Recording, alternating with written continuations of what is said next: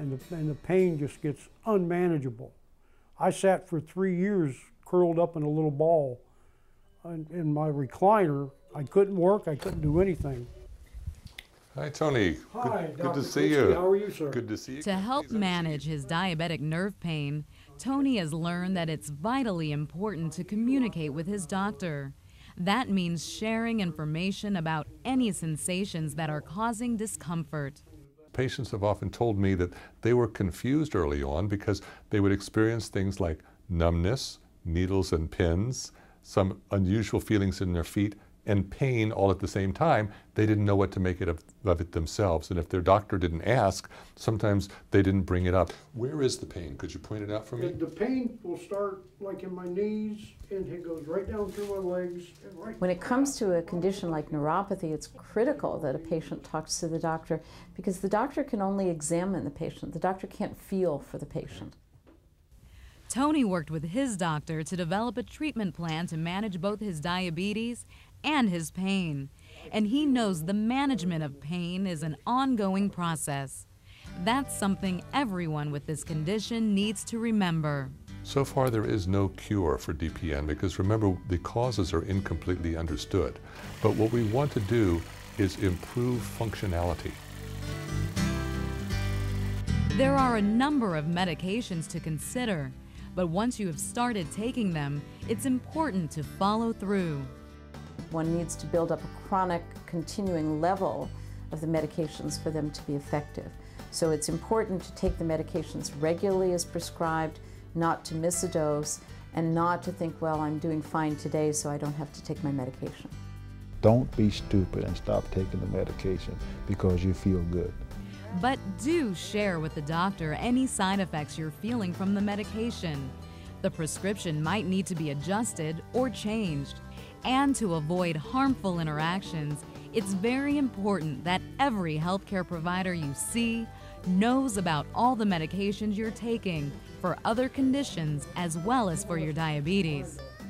Your doctor should want to know all of the medicines or herbal supplements or any type of supplements that you're taking to get a complete picture of what's happening in your health. There are many treatment options available for diabetic nerve pain.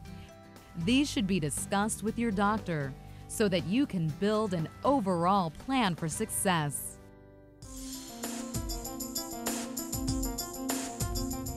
For Park overall, success means being able to care for a wide variety of animals on her California ranch. Most of them are here because Park took them in when they were no longer wanted. I've got 7 horses, 5 dogs. I have a camel that is my pride and joy, named Jojo. I have 4 goats, and I have a donkey named Benson, who's the smartest, S-M-A-R-T-E-S-T. Here, I have to be careful, they can S-P-E-L-L. Park's sense of humor helped bring her success. One of the roles she's best known for was on a television comedy, Empty Nest.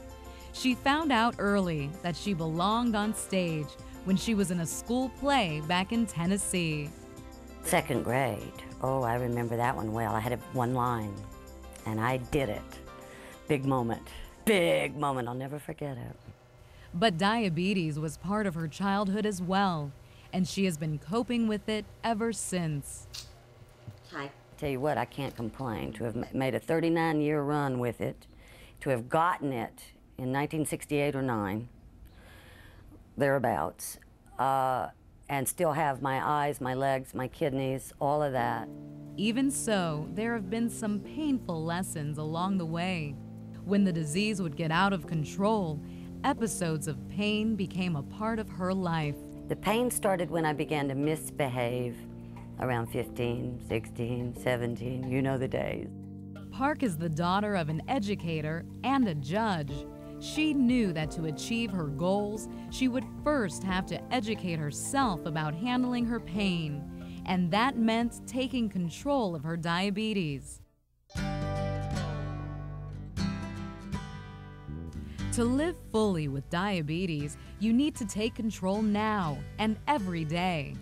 That starts with checking your glucose on a schedule you and your doctor have discussed. I'll test myself in the morning. I will test myself sometimes before dinner, sometimes 2 hours after dinner, to make sure that my sugar level is okay. And you know, that's something that we all need to do. And I think a lot of people kind of want to be in denial about that. Your own routine is particular to your needs. It might have to change over the course of time. People with diabetes need to consult with their doctor, their endocrinologist, for the proper advice as to what medicines to take, when to take them, how frequently blood sugars need to be tested, and how frequently they need to be seen for examinations as well. So each person is different, and it would be wrong to use the same advice that you got from your doctor last year, or the advice that your neighbor got, or the advice that your father or mother got. Robert makes sure his diabetes management plan is working by sending his glucose measurements into Dr. Coben. But at regular intervals, he also goes into the office for a test that can actually measure how well blood sugar has been controlled over several weeks or months. It's called an A1C, or glycohemoglobin test. You understand what the AC1 test is? That's a test that tests your blood sugar for the last 3 months to see where your numbers are. You know, so you can't go in there and fool the doctor the night before and say, I'm not going to eat this and eat that, and then they do a test for that particular day and your blood sugar is low. They go take that, they check the blood and they go back 3 months on you. Actually, the A1C provides both you and your doctor with an important number, a key to how well you're protecting your health. ACE, the American Association of Clinical Endocrinologists, recommends that glycohemoglobins, or A1Cs, be kept at 6.5 or less for almost all people with diabetes.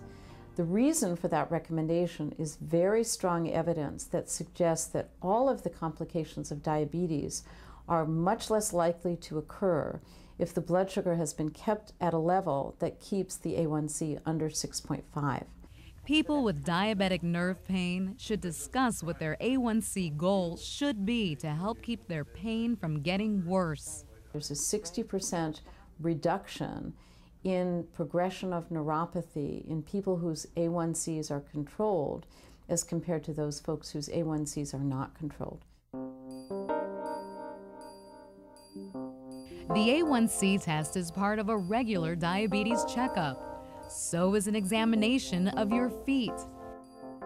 They are often the most vulnerable to damage of the nerves and of the vascular system that carries blood throughout the body. So it's really important to watch carefully the health of your feet. It can be not just an inconvenience of numbness or pins and needles, it can mean limb loss eventually. So it's extremely important that diabetic feet be examined on a regular basis to look for neuropathy, to look for vascular disease. We try to make certain that we look at the color and the feel of the skin, whether it's warm or cold, whether it's receiving enough blood supply, whether pulses can be felt. Checking your feet should be part of your daily routine at home too. Look for sores that do not heal, swelling, redness, or other changes in skin color, a cut, bruise, or other injury. These might need a doctor's attention, along with numbness or tingling. Because if you're experiencing some numbness in your feet, then you're liable to do something or step on something or have some kind of an irritation that you're not even going to feel until it becomes a more serious problem.